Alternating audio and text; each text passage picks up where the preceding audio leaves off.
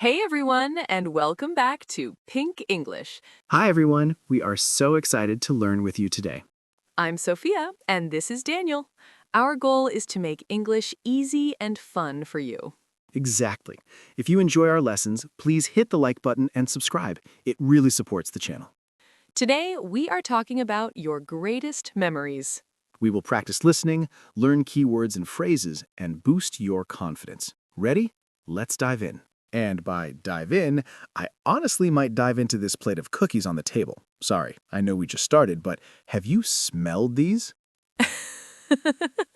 I was wondering how long you could last. We literally just finished the intro. But you're right, the vibe in the studio tonight is special. Look at the city lights outside the window, we've got the candles flickering, and yes, the aroma of fresh cookies. It's perfect. Actually, it's kind of the perfect setup for our topic today. Because, okay, weird question. Does the smell of these cookies remind you of anything? You mean besides just being hungry? Yeah, besides that.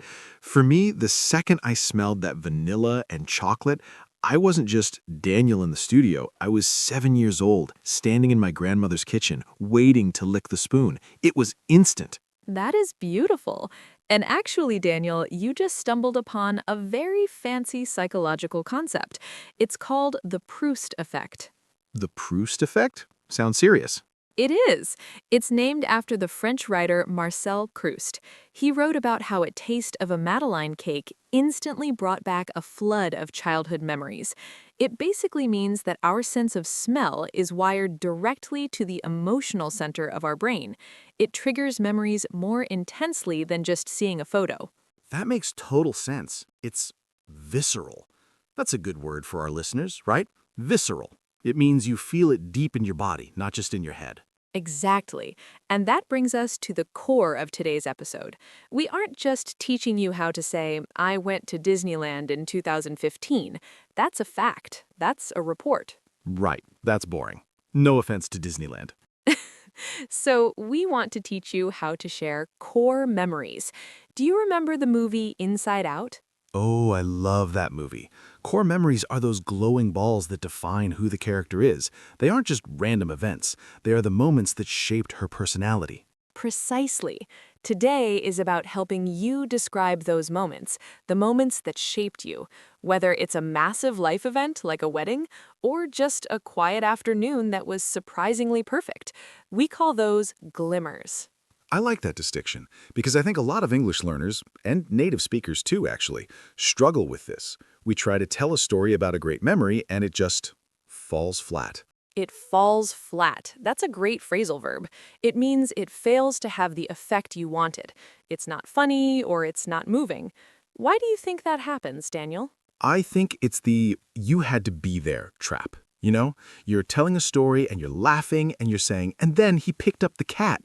And the other person is just looking at you like, okay, and? It's so awkward. And then you have to say, well, I guess you had to be there. It's a conversation killer. Total killer. So how do we fix that? How do we make the listener feel like they were there? It comes down to shifting your language from reporting to transporting. Ooh, I like that rhyme. Reporting versus transporting. When you report, you just give lists of actions. We went to the beach, we swam, it was fun. But when you transport, you use sensory details. You describe the heat of the sun, the grit of the sand, the smell of the salt water. You paint a picture. So instead of the food was good, you might say the soup was rich and spicy, and it warmed me up from the inside out. Yes, see the difference? One is information, the other is an experience. So in this full episode, we are going to break this down into 3 main steps. What's the roadmap? First, we'll give you a sensory toolkit, words related to sight, sound, smell, and feeling to replace those boring adjectives like good or nice. Second, we'll look at narrative structure, how to build a story arc so people actually want to hear the ending. And finally, we'll talk about nostalgia and how to describe the bittersweet feeling of looking back. Bittersweet, that's such a key emotion for memories, happy and sad at the same time. Exactly. So grab a coffee, maybe light a candle if you want to match our vibe here in the studio. And grab a cookie if you have one. And let's get started. We're going to begin by analyzing why your stories usually fail, so we know what to avoid. Let's move to part 2. And usually, stories fail because of one specific thing. We've all been there. You finish telling a story, you're smiling, waiting for a reaction, and the other person just gives you a polite nod. Oh, I hate that nod. It's the I have no idea why you just told me that nod. Exactly. And then you feel forced to say the most depressing phrase in the English language. Well, I guess you had to be there. Yeah, it's basically admitting defeat. It means I failed to make you see what I saw. But why is that so common? Is it just because our vocabulary isn't big enough? Surprisingly, no. It's usually not about fancy words. It's about how you deliver the information. To prove this, I want to try a little experiment right now. Daniel, I want you to tell me about a great memory. Let's say a trip you took. Okay, I can do that. But wait, I want you to tell it badly. I want you to tell it the way a nervous English learner often does. Focus only on the facts. Be as boring as possible. Okay, boring mode activated. Here we go. So, I went to Kyoto 3 years ago. It was summer. We took a train there. The train was fast. Then we went to a temple. The temple was big and red. It was nice. Then we ate sushi. The sushi was good. Then we went back to the hotel. It was a fun day. Wow. That was painful, right? Even I was bored, and it was my memory. It was painful, but here's the scary part. Grammatically, that was perfect. There were no mistakes. But as a listener, I felt absolutely nothing. Right, I just gave you a list. I went, I saw, I ate, but I didn't give you any flavor. Exactly. This is what we call the play-by-play trap. You know, like a sports commentator just listing actions. He runs, he kicks, he scores. It's purely chronological, but a memory isn't a schedule. It's a feeling. So instead of a story, I just gave you an itinerary. Correct. And the second problem was your word choice. Daniel, do you realize you used the unholy trinity of boring adjectives? Let me guess. Nice, good, and fun. Bingo. We call these generic adjectives. They are conversation killers. When you say the temple was nice, my brain doesn't see anything. Nice is lazy. It could mean clean, it could mean peaceful, it could mean the staff was polite. It tells me zero information about your actual experience. So the listener is getting information, but they aren't getting emotion. That is the key takeaway. Information versus emotion.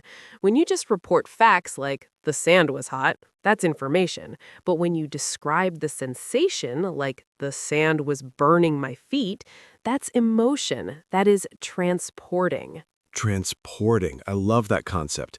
You are moving the listener from their chair or from the studio into your memory. Exactly. You want them to feel the heat, smell the air, see the colors.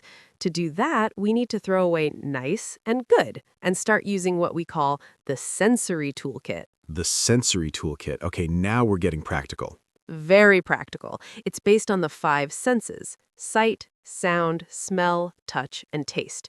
If you can engage just 2 of these in your story, you instantly stop being a reporter and become a storyteller. I'm ready to redeem myself, Sophia. My Kyoto story deserves better than it was nice. It definitely does. So let's open that toolkit right now. We're going to start with sight because that's what we usually rely on. But we need to kill the word beautiful. Whoa, beautiful is dead? That's harsh. It's not dead, but it's lazy. If you're describing that temple in Kyoto, don't just say it was beautiful. Talk about the light. Lighting is everything in a memory. Okay, lighting. So instead of it was sunny, what should I say? Think about the time of day. Was it that soft, warm light right before sunset? We call that the golden hour. Or was it bright and sharp? You could say the light was dazzling. It was definitely late afternoon, so I could say the temple was glowing in the golden hour. Yes, glowing. Already I can see it. Now, what about the colors? You said it was red. It was very red, like orange red. Try vibrant. It means full of life and color. So now your big red temple becomes a vibrant structure glowing in the golden hour. Okay, that sounds like a line from a novel. I like it. But memories aren't just silent movies. What about sound? Sound is crucial for setting the mood. If it was quiet, don't just say, it was quiet. Was it a peaceful quiet or a scary quiet? It was peaceful. It was in the mountains. Then try muffled silence. You know, like when trees absorb the sound? Or maybe you heard the hum of the city in the distance or the rustling of leaves. The rustling of leaves. That's a classic. I also remember hearing the monks chanting. It wasn't loud, it was just steady. A rhythmic chant. See? These details anchor the listener. And finally, the strongest one, which we already talked about with the cookies, smell. The nose knows. The nose knows. With smell, you want to avoid it smelled good. Use aroma for food or coffee, use scent for flowers, and for the air itself, especially in the mountains, use crisp. Crisp air. That means cold and fresh, right? Like it wakes you up. Exactly. Or if you're describing an old library, use musty. It smells like old paper and history. I love that. Musty books. It's a very specific vibe. Okay, so we have sight, sound, and smell. I think I'm ready to try and fix my Kyoto sentence. I think you are. Remember the boring version? The temple was big and red. It was nice. Don't remind me. Okay, here is the upgraded version using the toolkit. We arrived just as the sun was setting. The entire temple was glowing in the golden hour. It was vibrant red against the green trees. The air was crisp, and all I could hear was the rustling of the leaves and the soft hum of prayers. Daniel, that gave me goosebumps. Seriously. Really? I felt like a bit of a poet.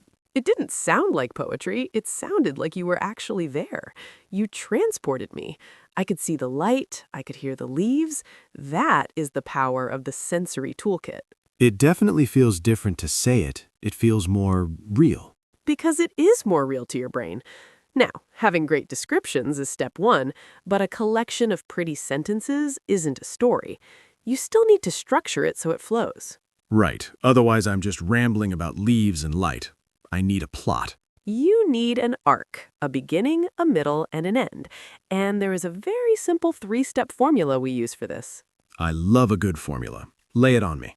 It's called context, spark, and aftermath, and it's going to save you from ever getting lost in your own story again. Exactly. Context, spark, and aftermath. It sounds like a movie structure because, honestly, good storytelling is cinematic. You are the director of your own memory. I like that. Director Daniel. I can work with that. So let's break down the first part, context. Context is setting the scene. Before you tell me what happened, you need to tell me what was happening around you. This is where we use a specific grammar tense, the past continuous. That's the was doing or were doing tense, right? Spot on. Think of it as painting the background canvas. The sun was setting. We were driving along the coast. The music was playing softly. Nothing has happened yet. You're just establishing the mood. Okay, so instead of we drove, it's too fast. But we were driving puts the listener inside the car. Precisely. It stretches time. But you can't stay in the background forever. Eventually, something needs to happen. That is the spark. The action moment. Yes, and for the spark, we switch to the past simple. This is the tense for sudden, completed actions. Suddenly, the car stopped. He laughed. I realized something. So the formula is past continuous for the background, interrupted by past simple for the action. Exactly. We were sitting on the roof, that's the context, when suddenly a shooting star flew across the sky. That's the spark. Okay, that's a classic combo. But you mentioned a third tense earlier, the background before the background. Ah, yes, the past perfect. This is the secret weapon for deep storytelling. It uses had plus the verb, like I had never seen, or we had just finished. I think a lot of learners avoid this one because it feels complicated. Why do we need it? You need it to show significance. If you say, I saw a shooting star, That's cool. But if you say, I saw a shooting star and I had never seen one before, suddenly that moment is much more important. It gives history to the moment. I see. It adds weight. It explains why this memory matters. Exactly. So let's try to put this all together into a structure. We have context, spark, and the aftermath for depth. Daniel, let's build a quick story. Let's say a memory about a surprise party. Okay, let me try to mix these tenses. Start with context. It was a Tuesday night, I was feeling really tired, and I was walking up the stairs to my apartment. Perfect background. You were tired, you were walking. Now give me the spark. Suddenly, I opened the door and everyone shouted, "Surprise!" Great, past simple actions. Now add the past perfect to tell me why it mattered. I was shocked because I had completely forgotten it was my birthday. That is actually a great story. Do you see how the tenses work together? I was walking sets the scene. They shouted is the action. I had forgotten explains the shock. It flows perfectly. It's so much better than saying, "I walked up, they shouted, I forgot." That sounds like a robot. Exactly. And then you finish with the aftermath. This isn't a tense. It's the feeling that remains. We laughed all night. It was the best night of my life. It wraps up the arc. So, context, spark, aftermath, and mix the tenses to control the time. You've got it.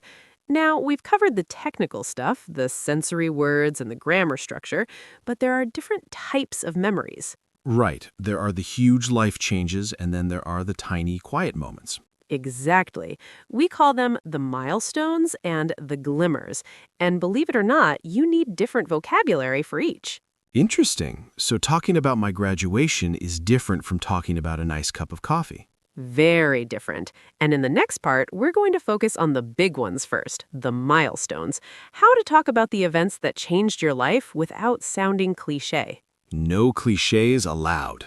I like it. Let's get into the big stuff. Exactly. The big stuff. We call these milestones. Milestones, like markers on a highway telling you how far you've gone. That's literally where the word comes from. In life, these are the events that divide your timeline into before and after. Things like getting your first car, graduating, moving out of your parents' house, or landing that first real job. Oh man, moving out. That is a huge one. I remember the day I packed my last box. It felt terrifying, but also exciting? It's a mix, and there is a specific cultural term for these events, a rite of passage. A rite of passage. It sounds very tribal. It kind of is. It means a ceremony or event that marks an important stage in someone's life, usually moving from childhood to adulthood. So when you moved out, that was a rite of passage. It wasn't just changing houses, it was a shift in your identity. That's deep. So how do we describe that feeling without just saying, I was happy? You focus on the change. A great phrase to use here is a newfound freedom. A newfound freedom. I like that. So for my first car, I could say, I held the keys in my hand and I felt a sense of newfound freedom. Perfect. It tells me that before that moment, you were trapped, maybe taking the bus. And after that moment, the world was open. Another powerful phrase for these moments is a turning point. A turning point. That's when the story changes direction, right? Exactly. Maybe you got a promotion that changed your career path. You wouldn't just say, I got a new job. You'd say, that promotion was a major turning point in my career. Everything changed after that. It had so much drama, good drama. But what about the sad part, like graduation? It's happy, but you're also leaving your friends. That is the bittersweet part we talked about. For those endings, we use the phrase, the end of an era. The end of an era. That sounds epic, like the end of a movie. It does. If you leave a job you loved or you finish university, you can say, walking out of the campus for the last time felt like the end of an era. It acknowledges that a significant block of time is finished. And I guess a similar one would be closing a chapter? Yes. Closing a chapter is softer. It implies that the book isn't finished, just that one part of it is done. I was sad to leave New York, but I knew it was time to close that chapter and start a new one. I love that. So we have rite of passage for the event itself, newfound freedom for the gain, turning point for the change, and end of an era for the loss. You really summarized that perfectly. You're getting good at this. I'm learning from the best. But, Sophia, not every memory is a life-changing movie moment. Sometimes my greatest memory is just sitting on a porch drinking coffee. And honestly, those are often the best ones. We call those glimmers. They aren't about the story, they're about the vibe. The vibe check. I'm ready for that. Then let's slow things down. In the next part, we're going to talk about the small, quiet moments that stick with you forever. Category B, the glimmers. Exactly. And honestly, while milestones are important, they are rare. You don't get married every day. You don't graduate every month. But glimmers? Glimmers are everywhere. Okay, I've heard this word popping up on social media lately. Glimmers. Is it just a fancy word for happy moments? It's a bit more specific than that. In psychology, we talk about triggers, things that make you feel anxious or unsafe. Glimmers are the opposite. They are micro moments that make your nervous system feel safe, calm, and connected. I like that definition. So it's not a huge fireworks show, it's a spark. Right. It's that split second where everything feels perfect. For example, have you ever laughed so hard with a friend that no sound came out? Oh yeah, the silent laugh, where you're clapping like a seal and your stomach hurts but you can't stop. That is a glimmer. It's not about why you were laughing, it's the feeling of connection. We describe that feeling as pure bliss. Pure bliss. It means complete happiness, right? No worries, no stress, just the moment. Exactly. Bliss is a step above happiness. It's spiritual almost. Another classic glimmer is the quiet morning. Imagine waking up early, nobody else is awake, and you look outside and see fresh snow. And it's dead silent. The world looks clean. Yes. In that moment, you're not worrying about work or bills. You're just standing there, holding your coffee. We say that moment feels frozen in time.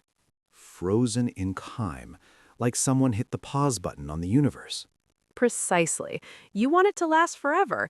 And usually in those moments, you're not checking your phone. You're just soaking it all in. Soaking it all in, like a sponge absorbing water. Exactly. You're absorbing the atmosphere with all your senses. You're trying to memorize the feeling. So, if you're telling a story about a glimmer, don't focus on the plot. There is no plot. Just say, we sat on the roof, watching the sunset, just soaking it all in. It was pure bliss. That's actually easier than the milestone stories. You don't need a beginning, middle, and end. You just need a snapshot. It is a snapshot, but there is a danger here. When we look back at these memories, the milestones and the glimmers, we tend to edit them. We tend to see them through a filter. Ah, the Instagram filter of the mind. Exactly. And that brings us to a very complex emotion, nostalgia. Is it happy? Is it sad? And are we remembering the truth or just what we want to remember? That gets philosophical quickly. Let's talk about that rose-colored filter in the next part. It really is the Instagram filter of the mind. In English, we have a specific idiom for this phenomenon. We say someone is looking at the past through rose-tinted glasses. Rose-tinted glasses, so glasses with pink lenses. Exactly. If you wear pink glasses, everything looks warm, soft, and pretty. The sharp edges disappear. That is what our brain does with memories. We tend to remember the good parts and delete the bad parts. That is so true. Like, when I think back to my high school days, I remember hanging out with friends, playing basketball, no bills to pay. It seems perfect. But you are forgetting the exams, the social anxiety, the pimples, and the boring homework, right? Completely forgotten. I've deleted those files. That is what we call romanticizing the past. To romanticize means to make something sound better or more glamorous than it actually was. We do that a lot. Oh, life was so much simpler in the 90s. Was it, or were you just a kid? Exactly. And this connects to the word nostalgia. A lot of people think nostalgia is just feeling happy about the past, but it's actually more complex. The word comes from Greek roots meaning home and pain. Pain? Really? Yes, because true nostalgia is bittersweet. It's a mix of happiness because it happened and sadness because it's gone. It's a longing for a time you can never go back to. Bittersweet. That is the perfect word for it. Like when you look at old photos, you smile, but your heart hurts a little bit. Precisely. So when you're telling a story, don't be afraid to show that emotion. You can say, looking back now, it's a bittersweet memory. Or, I love taking a trip down memory lane, even if it makes me a little sad. Trip down memory lane. That's another classic idiom. It means mentally revisiting those old places. It does. And honestly, even if we're wearing rose-tinted glasses, that's okay. Memories are the stories we tell ourselves to understand who we are. We are our stories. I like that. We certainly are. We have covered a massive amount of ground today, from sensory details to grammar arcs to the psychology of nostalgia. My brain is full, but in a good way. Well, let's make sure it sticks. In the next part, we're going to do a lightning-fast review of the key terms we learned today. Lightning fast. I like the sound of that. Let's do it. I've got my coffee. My brain is activated. Quiz me. All right, we are going to do this ping-pong style. I give you the concept or the boring word, and you give me the advanced version. Ready? Born ready. Let's go. First up, psychology. What do we call it when a smell instantly triggers a memory? That is the Proust effect, like the cookies reminding me of Grandma. Correct. And what is the word for a feeling that is deep, physical, and intense, not just strong? Visceral, a visceral feeling. Nice. Now let's kill some boring adjectives. Instead of saying the light was nice or sunny just before sunset, you say, It was the golden hour, or the light was dazzling. instead of saying a color was bright or colorful, you say, Vibrant, like a vibrant red temple. instead of saying the air smelled good or fresh on a cold morning, It was crisp. The air was crisp.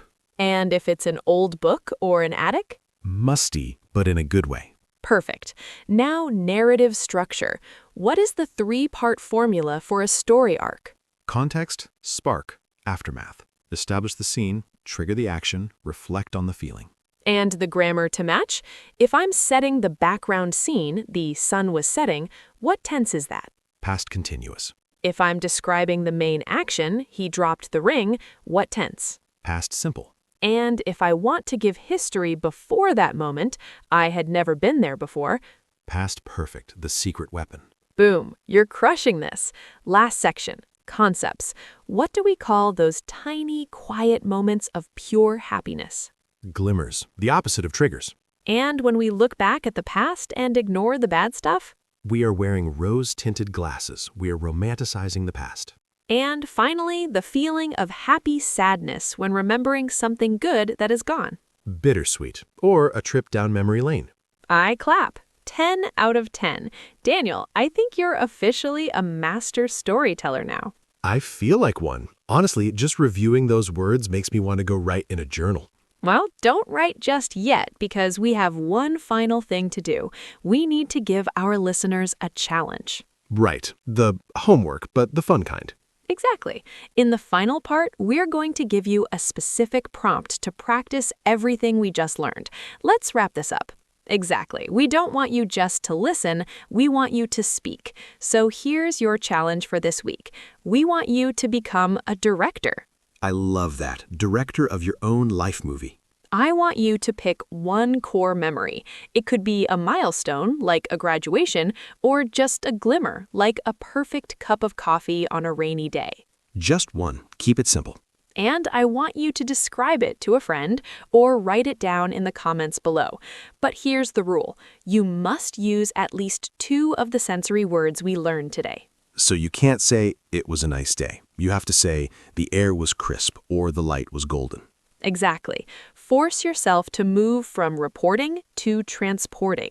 If you can make someone else feel what you felt, then you have mastered this skill. And honestly, looking back at your old memories with this new vocabulary, it's kind of therapeutic. It makes you appreciate those moments even more.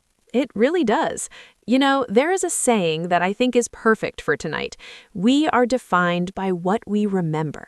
We are defined by what we remember. That's powerful.